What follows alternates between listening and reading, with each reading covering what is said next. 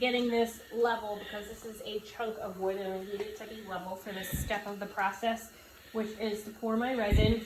I like using West Systems. It's a 207 hardener and a 105 resin. And I've tried others and they're good, but that one took too long to cure, and it's more efficient for me to do a faster curing resin. Also, it's not very deep. The other one that took 3 days was supposed to be for deeper pours. So I really like this because it pretty much hardens within like a day, even less, but it kind of speeds up the process for me. So what I did was, and I like it because it has pumps. So one pump of each creates your mix, and then you just however many pumps you want to create your volume. So I did a copper. This is my main color here. It's a really cool copper. I have mixed up some iridescent blue, it is called. So there's that, and that's kind of an accent color. And this is like a bluish white pearl. It's really cool. You can't really see much here in the video until I pour it, but it makes this really iridescent blue. And before I forget, I need to grab my torch for the bubbles.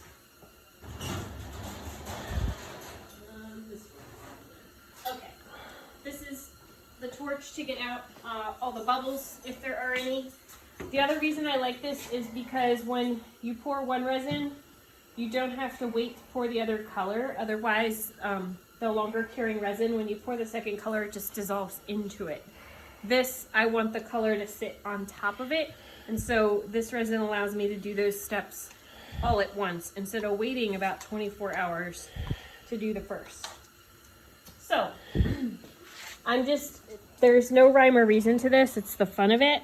This is the main copper color, which I do paint a layer of resin on this before I start, which kind of stops it from like soaking into the wood quite as much as would normally happen. And I'm gonna have to pour more, and that's totally fine. I just kind of start with this so I don't waste anything. So I'll put that down for a sec. I still have some there, but just to show you, this is the blue. So it should stay right on top of it, which is what I like about it. Is its ability to just sit there instead of dissolving into it and creating some other color I didn't want. And so I just kind of do whatever feels like it'll work. Just kind of pour it in here. And I use the knife to get into some of these smaller spots when I'm done. It gets into the real tiny, skinny spots. So there's that.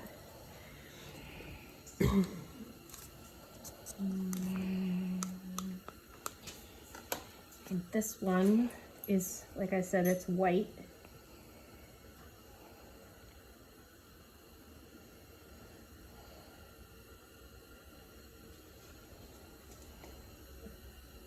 It looks really cool in these spidery ones because when you put the knife on it, and it's my favorite place to use it actually. So I'm gonna continue to kind of play with this, and then I will show it to you once I've got it all filled up. Yep. So I've poured all the three colors and kind of played around with it a little bit. There's some bigger cracks over here that are probably going to take multiple pours because they go down pretty deep. So once that cures down there, it'll stop anything else from going down into it. So I'm probably going to pour this here and it's probably going to disappear, but that's okay. And I like to get all these cracks. They really, once you sand everything down, like you really notice them.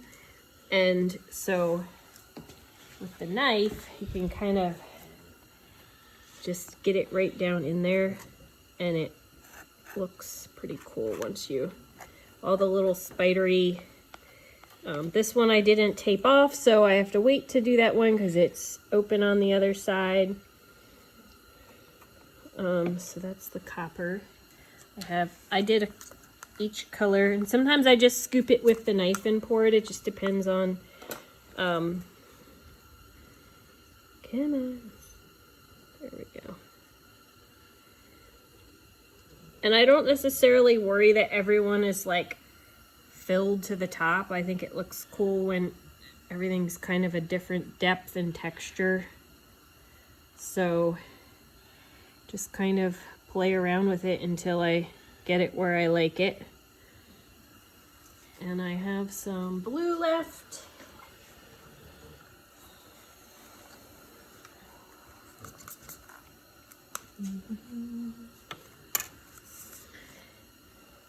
And I'll have to tape off those sides at some point and get those because it'll,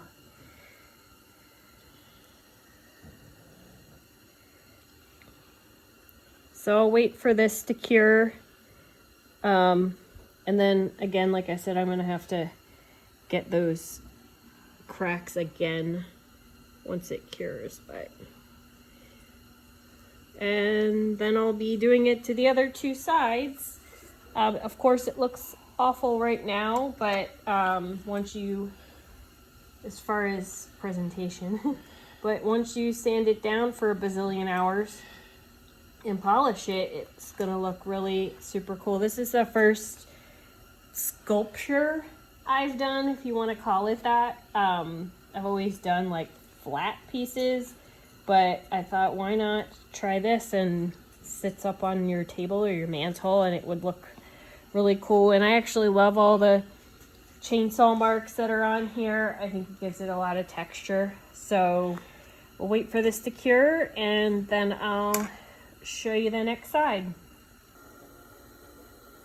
So the first bit of resin I did yesterday has cured, and as you can see, like, this is typical that it kind of sinks down a little. And again, I don't worry about filling every single section to the top, but I probably will top these off a little bit. And then I was able to tape this here so that I can do this crack, and ideally these cracks here have some cured resin down in there so that this will now fill up properly. So that's what I'm gonna do next. Some of these cracks, also the resin disappeared, so I'll try and fill some of those up. So normally it does take a couple pours, even on something shallow as this, just because the resin tends to sink into the wood. I do paint a clear coat of resin on all of these before I even start, to kind of like seal it in better, and it does help, but it still does that. So that's what I'll be doing next, and then I gotta do this over again on the other two sides. I have finished pouring the two sides of my wood sculpture, which has some really cool colors in it. I did copper and a iridescent blue and this pearlish blue, whitish color. And so I did both sides. They both came out a little bit differently. And of course, this will all need to be sanded. But I still have to do down here. As you can see, I've got some burns in here. This is gonna be a little bit harder because there's no real way to make this entire thing perfectly level. So I'm gonna do my best in here to do the colors through these burn marks here. I didn't do as many on what used to be the bark that I had taken off. So once it's all done, then I'll be able to do the sanding, but I love how these colors turned out. So that'll be the next step. So I finally got some nice weather today, so I'm outside. I'm gonna sand this. To get the resin off, the easiest is to use a 40 grit. So that's what I'm doing on an orbital sander. smooth anytime you want, but I feel like orbital works the best. And once you do 40, I use the 40 to get everything off that I want to come off. And then I move up gradually from there all the way up to like an 1,000 grit.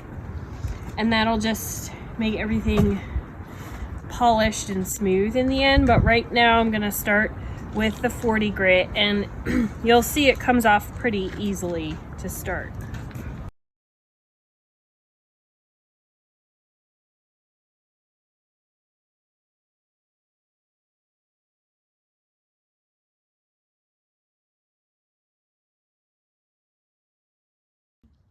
As you can see, it comes off pretty easily, and you can start to see the outline of where the resin is supposed to be and where it's not.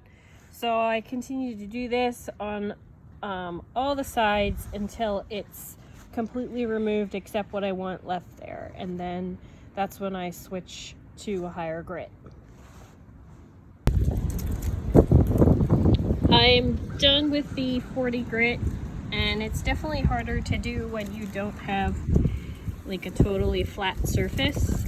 So this part is essentially done, and then I start moving up with the higher grits for polishing. And on here there's really not a lot I can sand because it's extremely uneven, but that's okay.